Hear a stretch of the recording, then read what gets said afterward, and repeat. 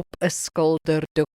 Eksodus 35 vers 35 sê, hy het hulle vervul met kunsvaardigheid om allerhande werk te maak van 'n ambagsman en 'n kunstenaar en van 'n bewerker van veelkleurige goed in pers en purperrooi en bloedrooi stowwe en fyn linne en van 'n wewer, hulle wat al die werk moes verrig en kunstige planne moes uitdink.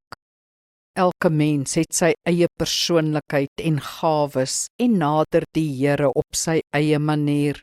Dis hoekom daar soveel forme van gebed is, intellektueel, emosioneel, stil gebed.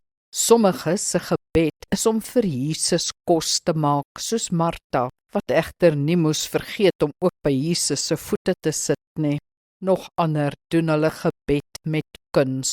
Hulle skryf vir hom 'n psalm, hulle sing dit, hulle sit hulle gevoelens vir hom uiteen op 'n skilderdoek, hulle maak 'n tapisserie.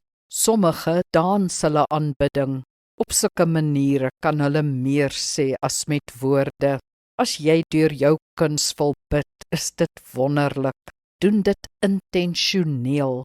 Vertel vir Jesus en vir ander dat dit 'n offergawe is, 'n psalm, 'n loflied, 'n kreet.